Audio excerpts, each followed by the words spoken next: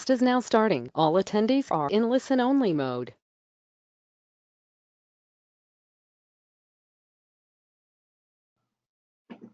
Good morning, everyone. We'll get started in a couple of minutes, just waiting on all our attendees joining us.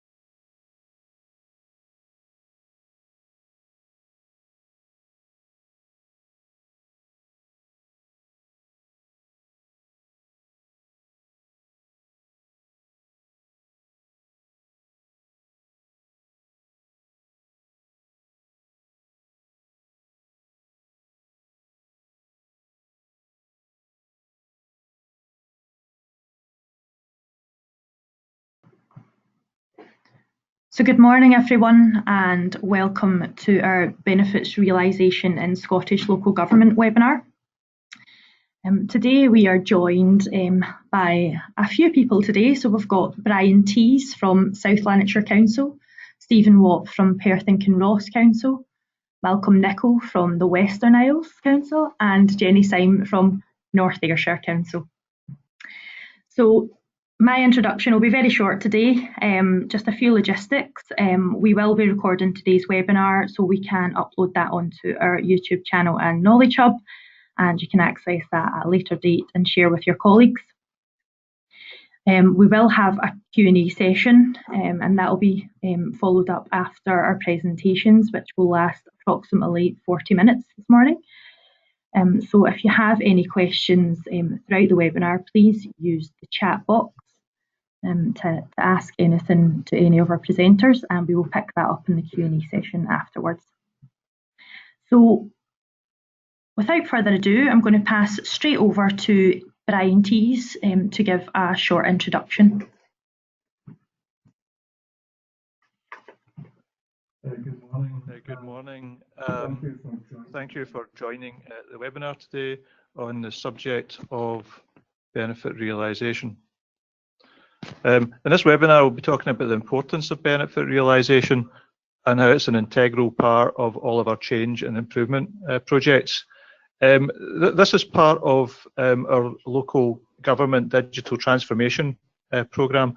It's an ambitious programme of work to either improve council services, deliver efficiencies, help create new services to citizens by exploiting some of the new digital technologies that are now available. And within the digital transformation programme, there's three main work streams in digital foundations, digital services, and digital leadership. And there's about 30 projects within the overall programme. But one of the challenges we'll all have within our councils is which are the projects we actually want to run, which are the projects that will really benefit our councils, help us meet our objectives and deliver a better service to citizens. So if we move on, where benefits realisation fits in here is it's an essential part of effective project management. These projects that we're doing, we have to understand why we're doing them and what they will deliver. So a method of assessing what that is and recording what that is and communicating what that is to use a formal process of benefit management, benefit realisation. So a clear understanding of benefits, first of all, it helps us to align a project to organisational goals, helps us to select the projects that we want to do. It helps us to justify the project. We may be asked to quantify the benefits such that we can perhaps get funding or resource allocated to it, and also to evaluate its priority. There's many competing projects, and digital transformation, it has to justify itself. It's not a given that we'll do these projects. We have to make sure we get the buy-in from our organisations. Also, a clear understanding of benefits allows us to communicate to all the stakeholders. Why are we doing this project? It's funny, in projects, people can have differing views of what the purpose of a project is. If we clearly state the benefits, it helps us make sure that we're all on the same page. Another benefit of benefits management or realisation is to manage the project, make sure it stays on track. Projects go through many changes, and we need to keep sight of the benefits and make sure that we still can actually achieve them, given all the changes that may happen as we go through one of these transformation projects. And most importantly of all, if we go into a project understanding why we're doing it, we complete the project as a checklist to make sure that we actually go through and realise the benefits at the end of the project. So in today's webinar, we'll be talking about some of the techniques that we can use, some of the processes that councils have used to document, identify and realise benefits. And if we look at the agenda, first of all, we'll get some perspectives, firstly from Perth and Kinross, then from Western Isles, and then from North Ayrshire. And hopefully by the end of that, we'll be able to get a clearer picture of what do we mean by benefits realisation and how does it work and how can we make sure it works. We're all busy, but we need to make sure that we target our resources on the right areas and understand why. So with that, I'll like to pass you over to Stephen Watt from Perth and Kinross. Thank you.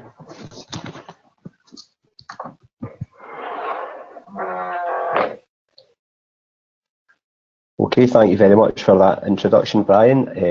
And just to introduce myself, like Brian said, my name's Stephen Watt. I'm an IT team leader at Perth and Kinross Council.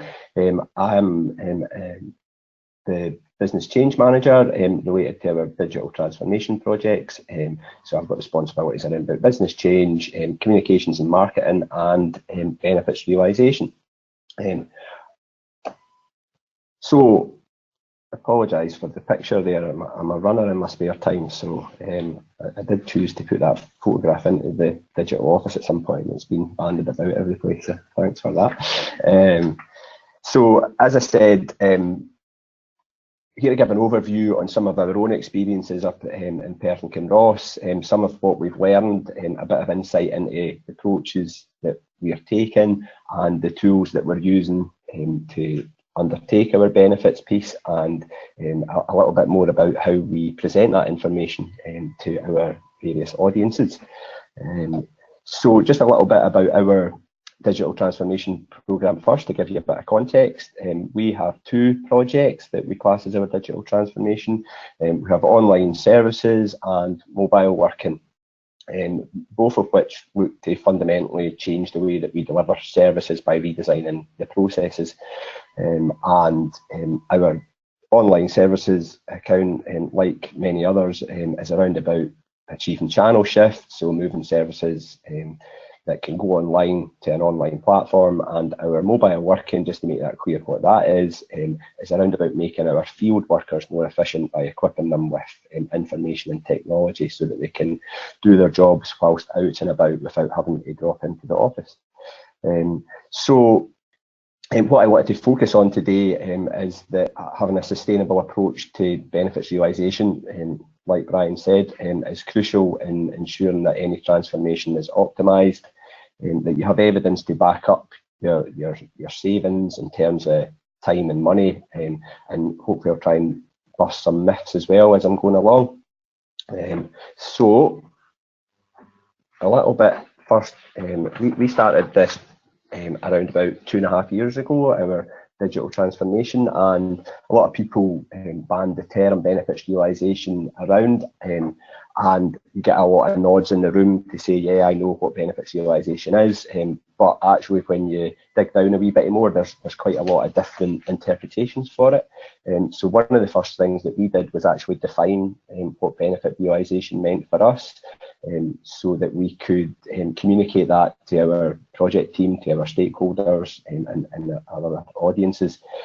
So benefit realisation really is the process for identifying, defining, tracking, realising and optimising your benefits and the potential benefits that arise from your project, whether that's a business change project or an improvement initiative, and then making sure that they're actually realised.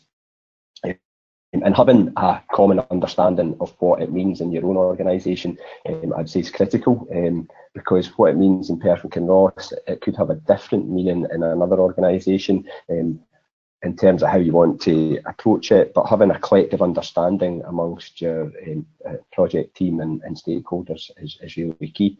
So step one would be to define what it means in your organisation, because it's definitely not a one-size-fits-all approach. And what we found is that having a set of tools that we can tap into and utilise when needed is far more valuable. We did develop an explainer video that we've used to circulate around our stakeholders, and a bit of a definition info sheet just to make the description really quite clear and succinct.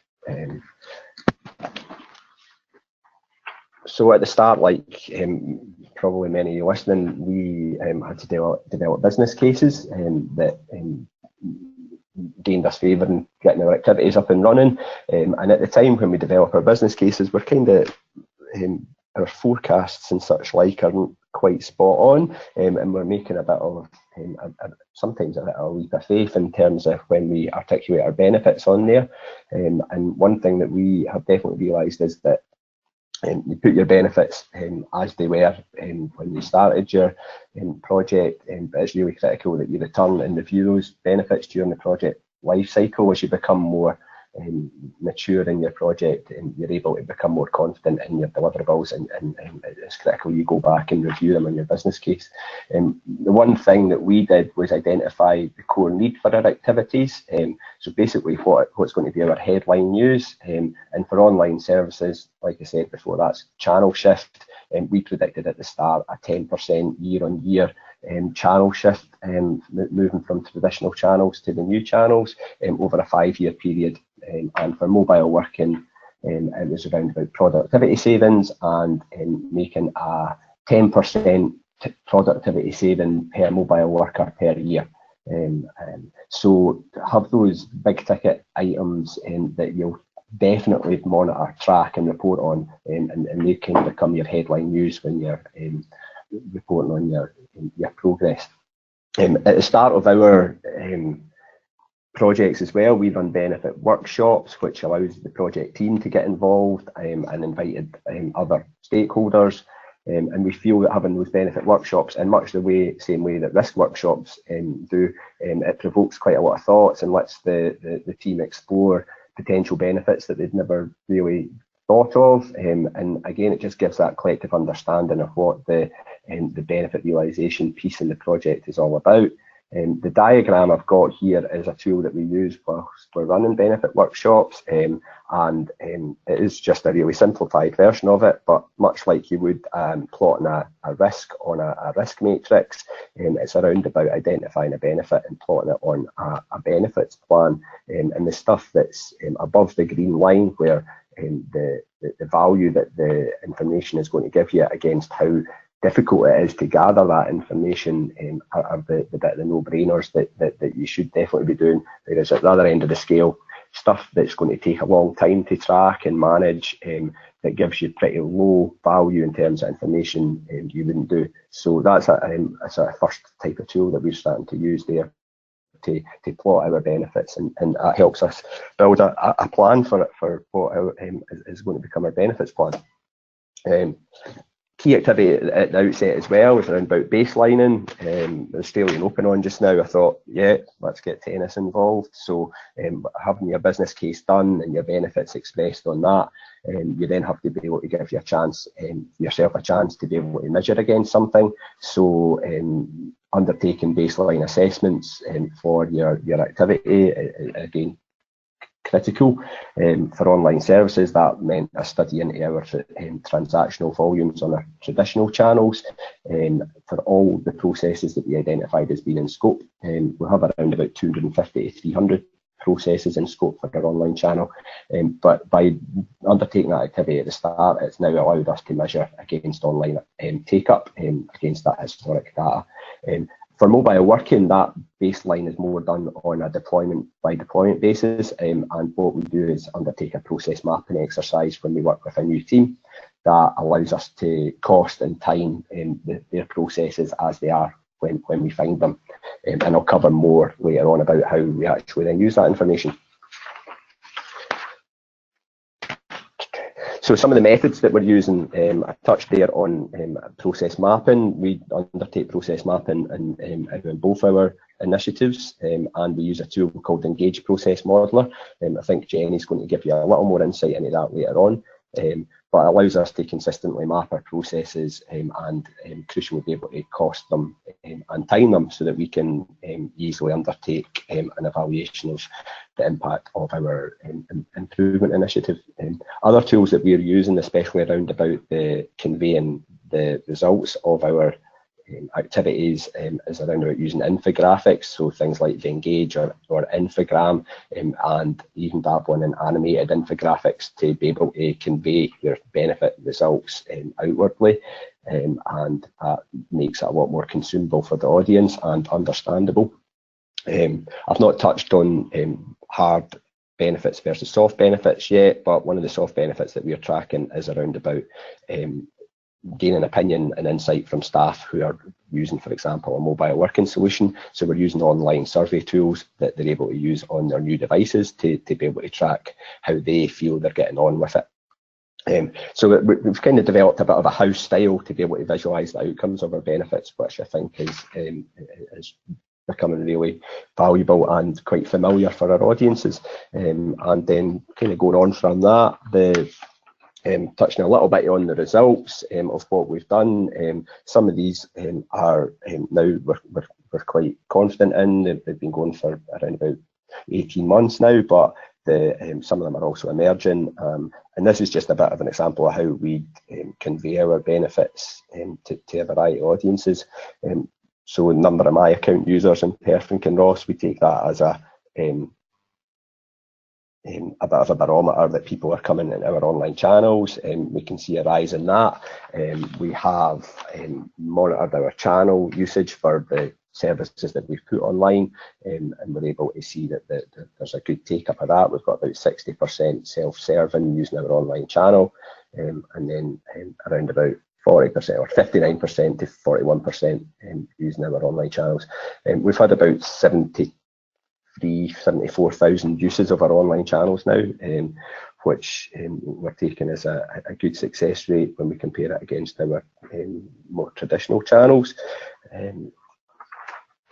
This graphic here, the top part is just digging down a little bit into more specific results that we've got coming out.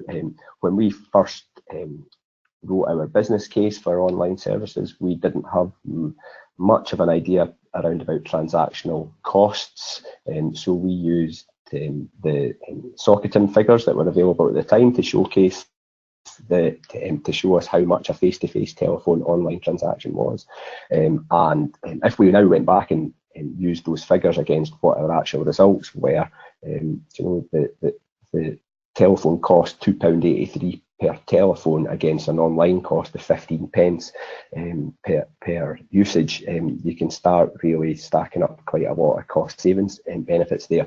However, we're a wee bit more evolved in our thinking in terms of the cost per transaction now, and because we do process mapping, we're able to figure out the actual cost of the transaction rather than a little bit of finger in the air.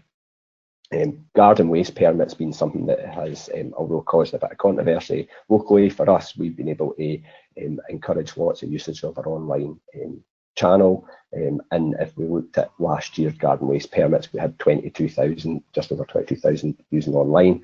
And if we used the Socketon figures, that would give us a saving and a cost avoidance of £60,000 per annum just on one service. We've also been able to, for our online services, set up automated tools.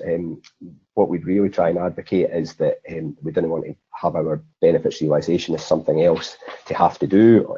We've all got really busy jobs, of course, and having benefits realisation on top of that can sometimes feel like a bit of a burden. Some of the doubters will maybe be thinking that as well, so trying to keep it as light as possible around about that. So we've developed a tool that we call Inside PKC, which is available for staff across the organisation so that they can actually self-serve and see the results of their online channels themselves without us having to do anything. For us, doing the benefit realisation piece, it allows us just access to real-time information, and then we can make adjustments to marketing campaigns based on it. As well, so it's really handy to have an automated process. For mobile working, like I said before, we do a process mapping exercise. This example here is just a simple output from our process mapping. We find Engage Process Modeler really good, but sometimes the processes are really complex. So what we try and do is take a real simplified version for reporting on, and on the left-hand side, as is documented. On the right-hand side, as built, we can easily see the time and cost difference per transaction. And for us reporting on, we just multiply that up by the number of transactions per annum that then gives us the overall annual cost saving. And we are using a solution called Total Mobile for our mobile working deployments. And again, a bit of the infographics that we're using to report out on, just making them a little bit more visual and a bit more high impact rather than containing them in a 12-page document that often nobody reads. And that's just a couple of examples of how we're doing that. And I've touched as well on some of the softer benefits. Although we are driven, like a lot of people are, on efficiency savings, we're also capturing many of the softer benefits that are dropping out of our project. So things like staff satisfaction, customer satisfaction. You can see the bottom right, a result from a survey that I did with a team who used mobile working. Has mobile working made your job easier? 100% yes. And then be able to use that information in lots of different ways to be able to maybe convince people who are a wee bit sceptical about using it, and whatever else as well. So I just sort of reinforce not to treat your soft benefits as some kind of second-class citizens. They can be really powerful in the way that you use the results for them too.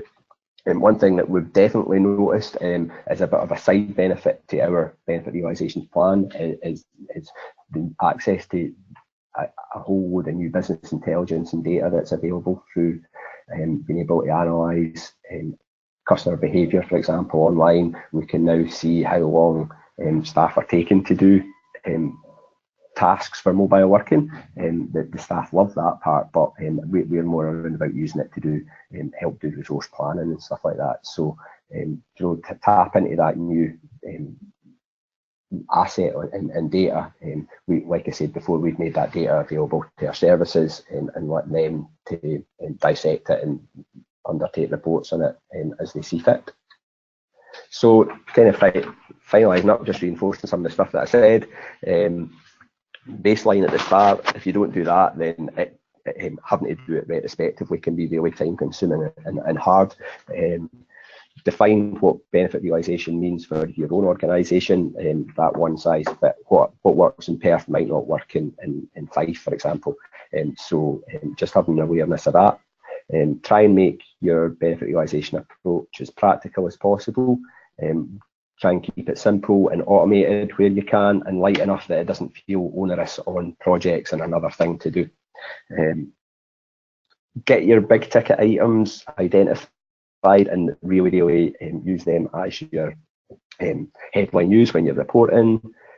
Use your data like I've just covered. Try and adopt an innovative approach to reporting so that it's engaging and consumable for the audience. Speak to others, so use the LGDO networks, see what others are doing, see what works, what doesn't work. And the last point there is around about keep on harvesting. And what I mean by that is that after the benefit, after the project activity is finished, your benefits keep on accruing. We feel it's important to put systems in place that keep on harvesting those benefits and gathering the value of what your activity has done. Okay, and that's me. I am going to pass you over to Malcolm Nichol now, who will give you a different perspective on things, and I'll be back later on just to cover a bit of the next step and questions and answers. Thank you.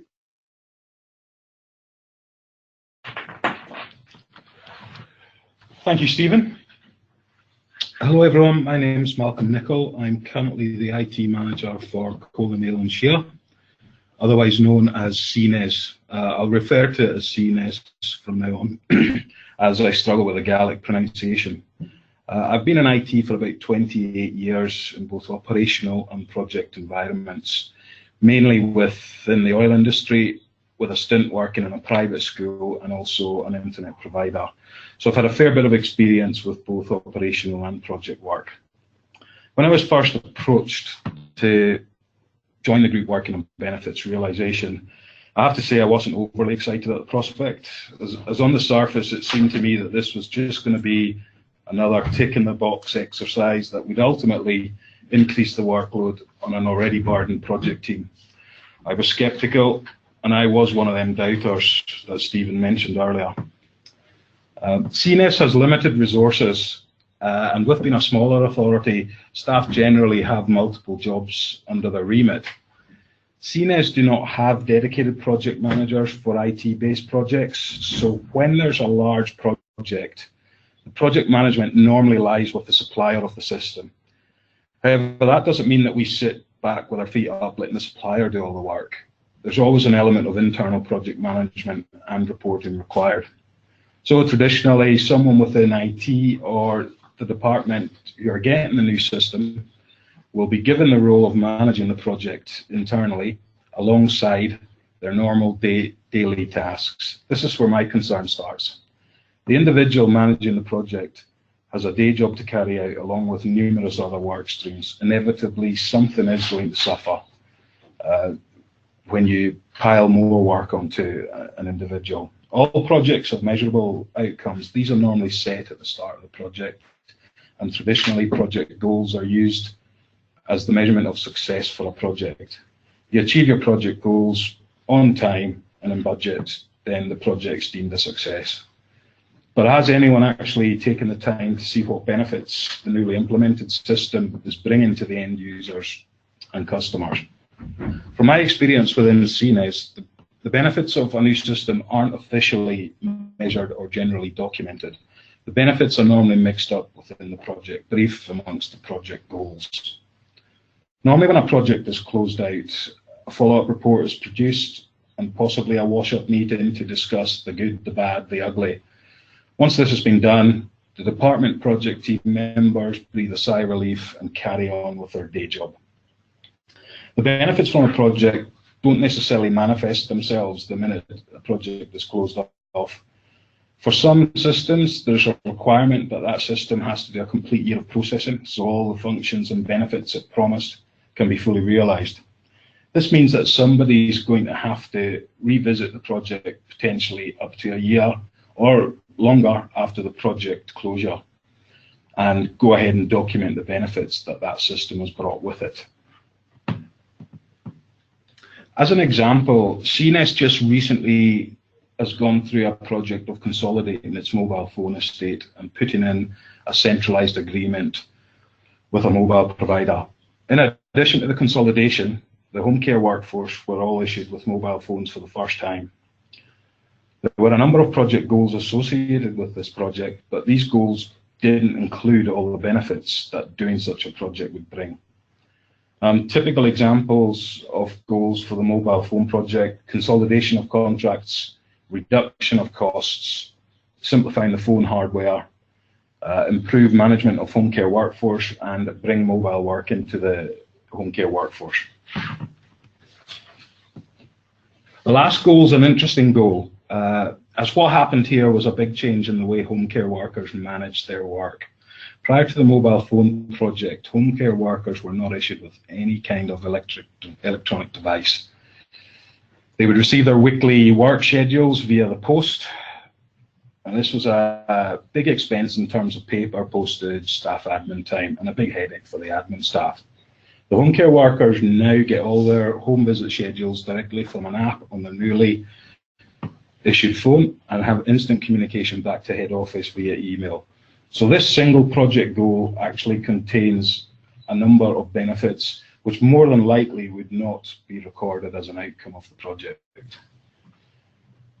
From one project goal, we can see a number of benefits that can be realised: reduction in paper costs, reduced postage costs, reduced admin costs, more agile workforce, massively improved communication between workers and head office, easier staff deployment, and less errors regarding visits. This is an example of the benefits that CNES have seen from just one project goal. Unfortunately, CNES did not implement benefits realisation at the start of this project, but moving forward, it is something that we'll look at implementing in the future for IT deployments. So I hear you asking, why bother? Let's just add these benefits to the project goals, and they can be documented at that point. If you do this, it means that projects could potentially be left open for at least a year or maybe longer after the project has been completed. Separating out the benefits realisation into its own separate work stream will allow the project to be closed off, but the benefits realisation process can continue for however long you wish. Benefits realisation can enhance the opinion of digital transformation. So get that information out there and ensure that everybody concerned with the change and upper management knows the benefits that the project has brought, rather than just seeing a line in a report saying the project's a success and now closed. IT managers and staff involved in projects need a simple, straightforward way to implement benefit realisation so it doesn't burden the project teams. The staff are already up to their eyes in digital transformation, and adding to the workforce at this moment in time is extremely difficult. So what can be done to help and make the process of benefits realisation easy to implement? There will be a series of templates and guidance documents provided to interested parties that will make the whole process very straightforward for anyone wanting to implement benefits realisation. Benefits realisation will be a similar process in any organisation, so having a master set of templates and guidance documents should make the whole process very easy to achieve. Organisations may choose to implement benefits realisation using the project monitoring tools they already have in place, which is perfectly acceptable. We don't want to burden an already busy staff with extra paperwork, so the process needs to be quick, simple, but still remain effective. That was my sceptical view about the whole process, but I have to admit that I have been convinced that it is of big value to IT to be able to show the benefits that come out of projects and deployments. So I hope that what you have heard has been thought-provoking in some way. Thank you for taking the time to listen, and if you have any questions, please let me know.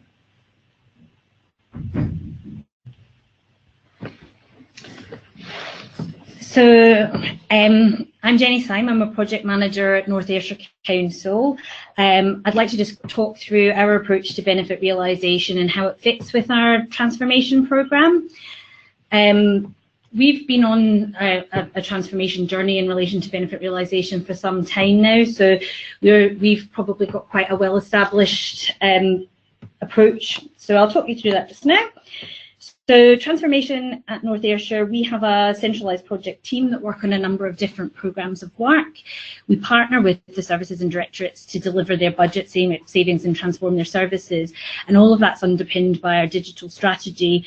And the digital strategy focuses more on the outcomes, things like smarter ways of working, improved customer journeys, that kind of thing. So all of it comes together to give us the full benefit realisation package for the transformation work that we undertake. We have a number of different transformation capabilities that we use at North Ayrshire, service redesign, Lean Six Sigma, Agile. We've been on the Lean Six Sigma journey for the last 5 years, and at the outset it was focused predominantly on action with a view to empowering the staff to make changes within their own services and to promote culture change and customer value. So although we were tracking benefits of the programmes of work at that point in time, we were more focused on the softer, intangible benefits rather than the financial savings. And I think, like most other local government organisations, there's a huge pressure on the tangible, cashable savings. And that's where things like service redesign and Agile have come into play. We also use a number of different approaches in relation to engagement, such as our DigiGurus. We use a lot of tools in relation to Lean and service redesign, user stories, personas, day in the life studies. We do a lot of prototyping. And whilst that also helps us look at how we are going to design and redefine the processes that we're working on, it also allows us to gather data for our benefit realisation, and that's very much part and parcel of the approach. As Stephen mentioned, we also use Engage Modeler, and we use an Excel benefit tracker and Power BI analytics, which I'll show you as we go along, just to kind of bring to life and make interactive some of the analytics that we're looking at for benefit realisation. We've also started with a business partnering approach where we have all the services and the transformation team and IT aligned with HR and finance partners, which allows us to more quickly realise benefits and make sure that we're targeting the correct things from the budget perspective, and when we're redefining the service, that goes along with our workforce planning as well from an HR perspective. So the mobile working pilots that I've worked upon allowed us to do a bit of baseline and research to produce an expected benefits profile that allows us to now forecast potential savings across the organisation in relation to mobile working. And Malcolm actually touched upon a lot of the savings that come out of the benefit profile that we've seen, both cashable and softer side benefits. I focused on the financial side of things because this will show how we've built that into our transformation approach. Worked with the benefit profile that we were able to produce from the mobile working pilots that we've done. So looking at FTE savings, looking at things like fuel cost savings, stationery, that kind of thing, we were able to take in our financial ledger information along with HR system analytics team were then able to put the profile across this and provide some really powerful analytics that were quite interactive across the organisation. So I've just taken a snapshot of this in relation to the kind of things that we can look at. So this is looking at FTE savings, so cashable savings from an FTE perspective. And what this allows us to do is quickly look across a 5, 10, 15 or 20% saving across the individual team areas.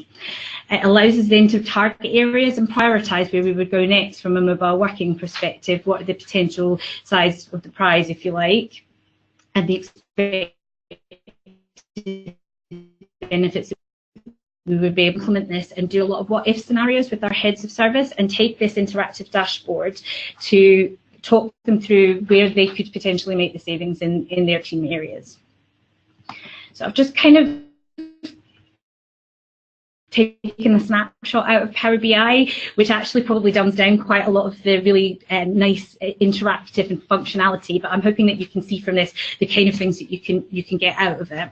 So focusing on one area, you can then drill down into specific teams or processes to allow you to look at where the savings could be made.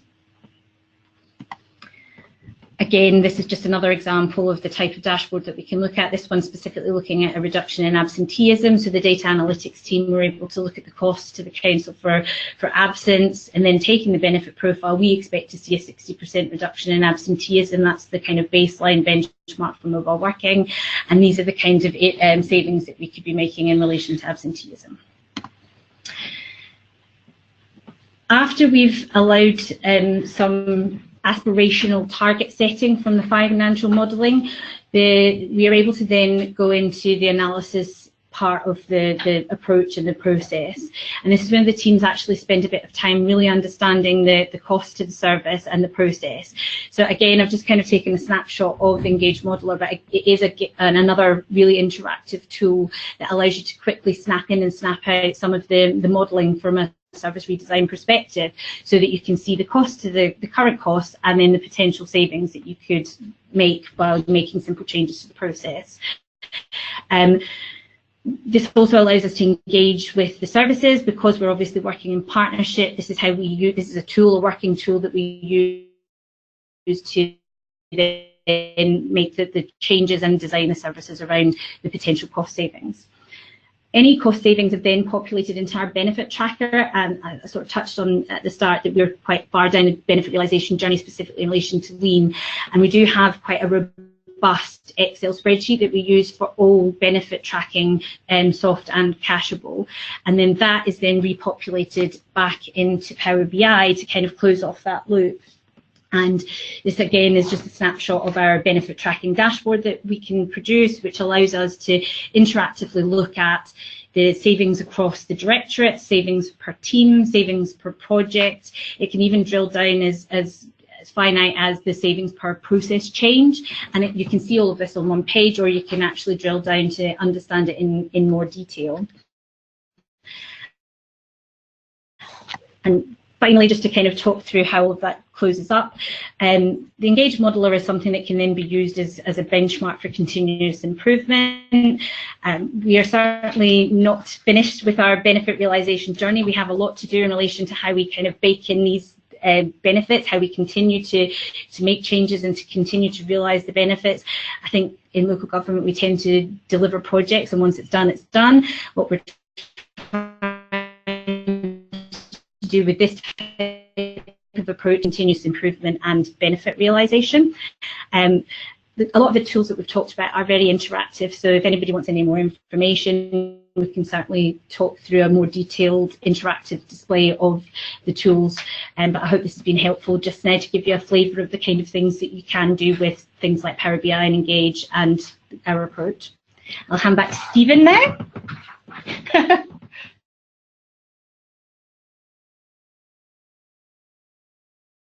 Okay, thank you very much for that, Jenny, and to Malcolm also. So, sorry, I'm just preparing my screen here, just bear with me.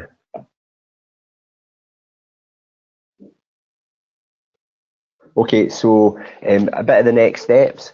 So hopefully that what you've learned this morning has been valuable for you. Just to let you know what we're intending doing at the next stage is we're developing a leaflet, which will be an electronic leaflet that will basically cover all the learning that we've covered this morning, plus a lot more. It will have case studies in it, some ideas on approaches and templates and such, and we're expecting that to come out within the first quarter 2019, of course.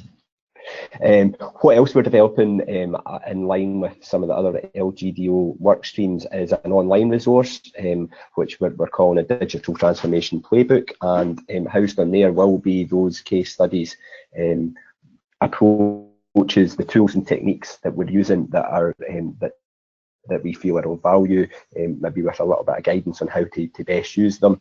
One thing that we are looking for is a bit of a shout out for any other case studies on benefits realisation. So if anybody's already doing something really awesome, then we'd really be keen to hear about it, and you can do that through the LGDO.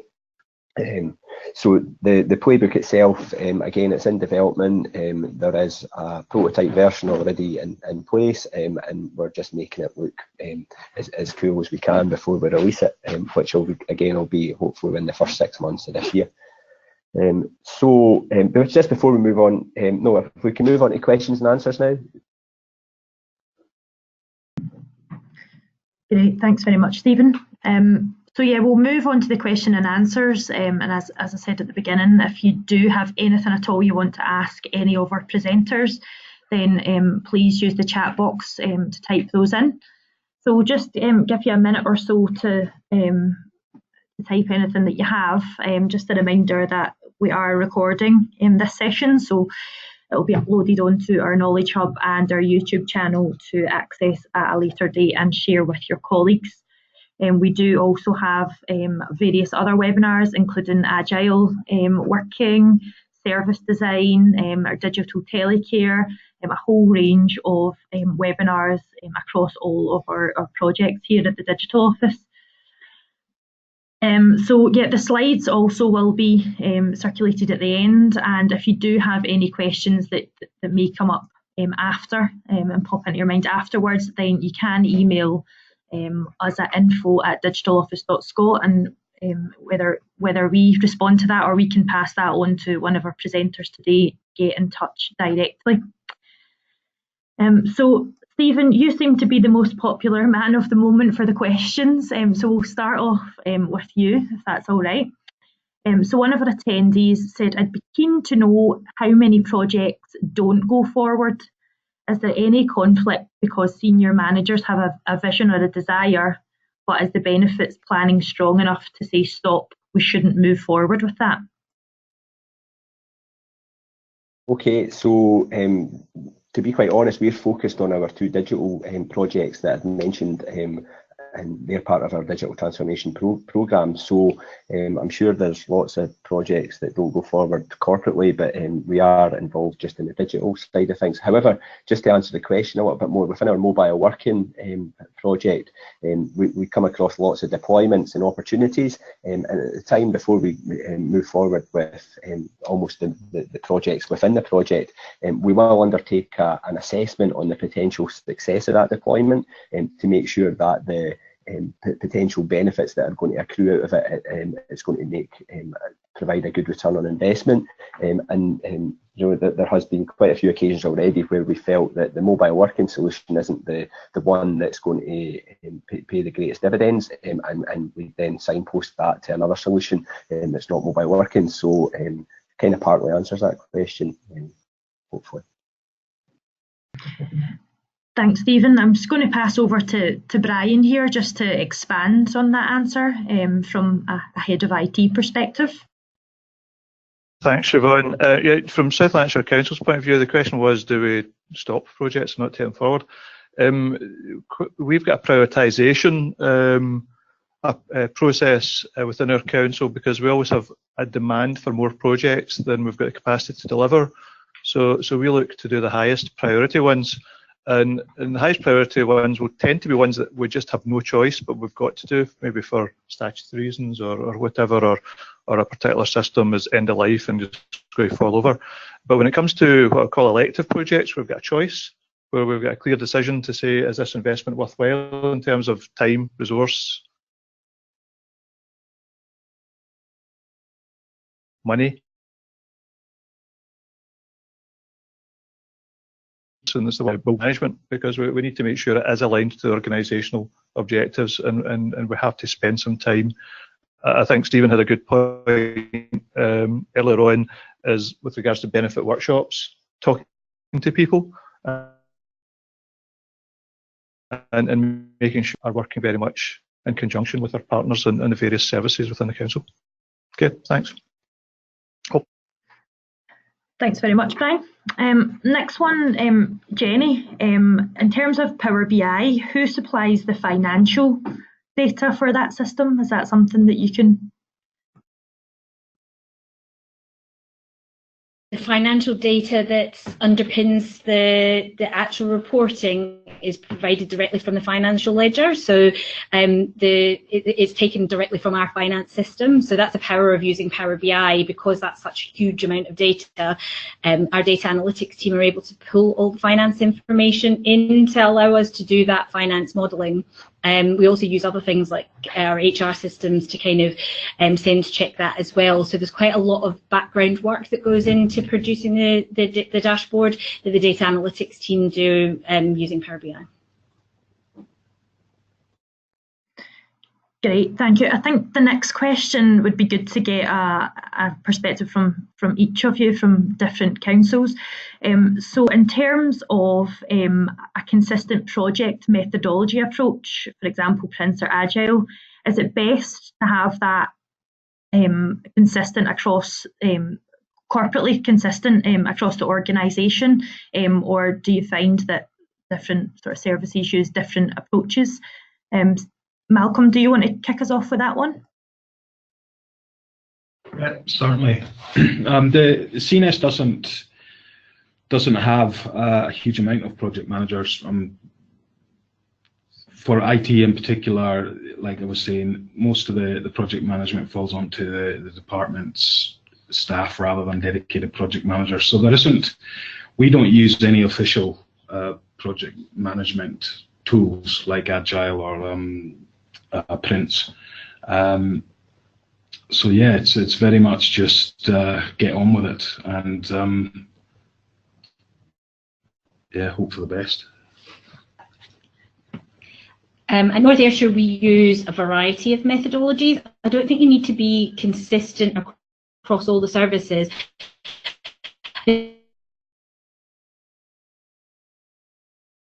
I think it's work that you're doing. I think we're strong because we do have a centralised team, but we work very closely in partnership with the services. But that's not to say that things couldn't happen independent of us. But I think the key thing is not so much the methodology or following one thing all the way through. I think it's using all the different tools that all of the various methodologies offer up, and that provides you a really rich source of actually tackling things as they need to be tackled. So I mean, we dabble with everything from Prince 2 right the way through to service design. In Perth and Kinross, as far as our digital transformation again is concerned, it is we are trying to adopt an agile approach to that because we feel that best fits. But kind of just touching on what Jenny said there as well, that's a bit of a departure from our traditional waterfall approach using Prince 2. But we feel that agile approach and then embedding the benefit realisation activity within the agile sprints is working well for us, or we're trying to make it work for us, which sometimes it's the whole changing language and stuff like that. It's as hard as anything with the agile approach, but yeah, agile here. Hi, it's Brian from South Lanarkshire. We've primarily used Prince 2 for all of our IT projects, to our project portfolio management. It means that putting something like benefit realisation in, because there is a formal project management approach, it allows that to be embedded quite straightforwardly. But as we move into more digital projects, we recognise that Agile and Lean, which we use a little bit at the moment, will come much more to the fore, because there's a degree of flexibility required, which I agree with the other contributors. It's probably going to be a blend of approaches. But one thing I would say is at the outset of a project, it's good to define what your approach actually will be, and not just, as it were, make it up as you go along. Thanks very much, everyone there. That's great. Another one for you, Stephen. There's actually a couple of questions here around the mobile working project that you were talking about. How did you arrive at the 10% saving figure per mobile worker? Good question. to be honest, like I sort of said at the start, at the time when we're making our business case, we are, looking into the crystal ball a little bit. We used best practice that we could find from information that was out there and information that our suppliers were providing. I suppose a supplier is never going to say that it's not going to be working. So there's an element of taking what they say with a pinch of salt. But at the time we arrived at a figure in agreement with our financial controllers of 10% per worker being around about appropriate based on the sort of industry standard. So yeah, that's how we arrived at it, and like I said, we're revisiting that based on a lot more mature thinking now. And in terms of that mobile working project, going back to that again, is that all IT service colleagues that are involved in that, or does it stretch like across like HR and property, etc.? Project that is run by IT, so we're leading it, but it spans right across the whole corporate organisation. So we're looking at environment services, opportunities in education, social work, and home care at the moment, and quite a lot in housing. So yeah. Can I comment on that, Siobhan? Hi, if I could just add to that, as one of the distinctions we know with benefit realisation is IT might be delivering a project, and Malcolm alluded to this earlier, but quite often the benefits are realised from the wider council. And I think it's a really, really important point that the IT might think, oh, we're all done, and kind of walk away because you're now supporting a new system. We need to keep sight of the fact that the project has a life beyond delivering the technical solution, and that typically will involve the wider council. And so the project sponsor, and Jenny talked about alignment to the outcomes within that wider council, that is so critical. True value out of the projects that we're implementing. And before we move away from that project, the same attendees asking if you're revisiting the savings in percentage, what would you think would be an accurate percentage now? 10%. No, I'd be happy to take up that conversation with that contributor afterwards. To be honest, so. But it is working out about 10% actually, so the forecast wasn't too bad at all. Thanks very much. And if that attendee that asked that question wants to follow that up, then do drop us an email, and we can put you in touch with Stephen to discuss that further. One of our attendees is asking about recent case studies, and if Stephen can share some of his recent case studies. They will be included in our benefits realisation leaflet, and our release 4 of materials is due out next week. So there'll be some in that also. Jenny, I think you visited this earlier, but just to remind our colleagues, one of the questions was about, did you develop the Power BI app yourself, or was this purchased? Was this difficult to do? And also, the presentation will be available, so you can see all of Jenny's slides on this. So don't worry about that. The Power BI dashboard was completely developed by our data analytics team. So they did all the wonderful dashboards and gathered all the data. They did have to do quite considerable cleanup, and I think they used some software to do that as well. But yes, certainly it was completely built from scratch by our data analytics team.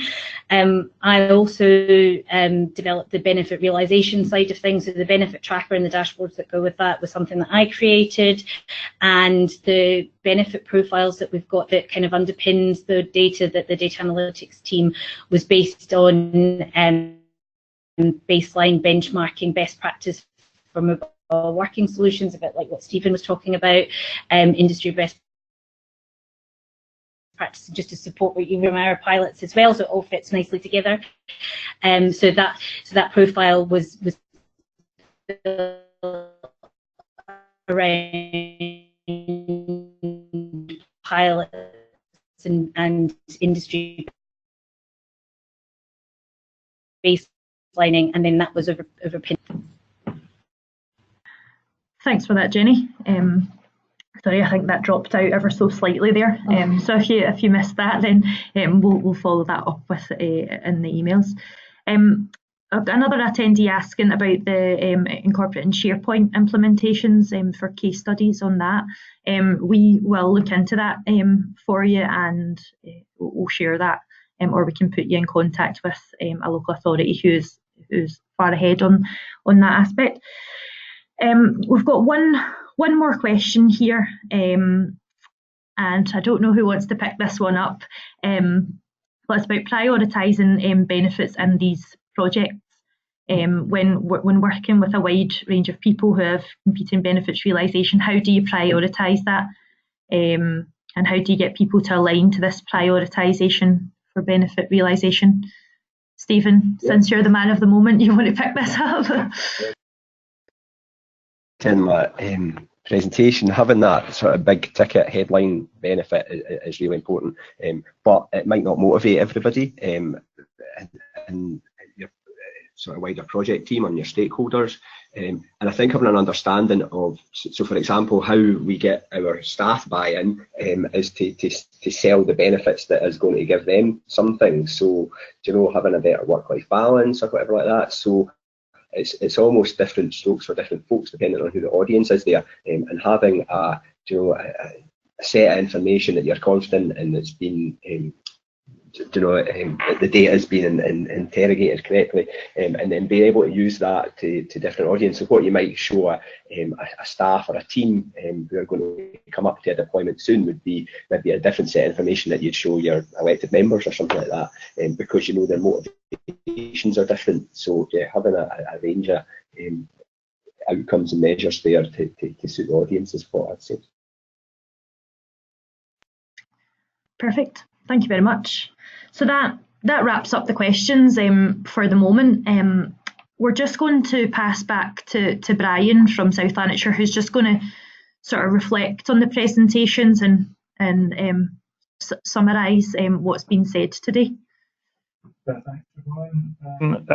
Well, thank you to the various presenters today. Stephen gave us a very interesting insight into the work at Perth and Kinross that him and his team have done. And some of the key points I thought were the value of benefit workshops and engaging people. We're not sitting in our IT silos, we're working very much with people to get buy-in. The process modelling looks a fantastic tool to use, not just to understand our process, but look at obviously how to improve it. And also that leads to a better insight into costs per transactions and opportunities to improve. The other points I took out of that were the different types of benefits: cost savings, cost avoidance, the so-called second-class soft benefits, which are hugely important. We're service organisations, that service side, customer service, looking after employees, looking after who provide this frontline services, so important. And then Malcolm, I thought, a very honest approach to how do you actually implement this, how do you use it, how do you get it to fit in, and this distinction of doing the project and the benefits, there might be a time lag in there. I think it's very, very important. Don't lose sight of the fact that there's still stuff to come later down, and to reuse templates, particularly if you're perhaps a smaller organisation and don't have the resources to come up with all your own stuff, is reuse, and I think we'll be doing that following on from this webinar. Jenny, I think North Ayrshire's approach with regards to start with outcomes, start with benefits, coming from a position of IT, where we kind of look at the technology side of it and say, right, what can we do today with this neat stuff? I think to look at it starting off with what are the outcomes we want is really very useful advice.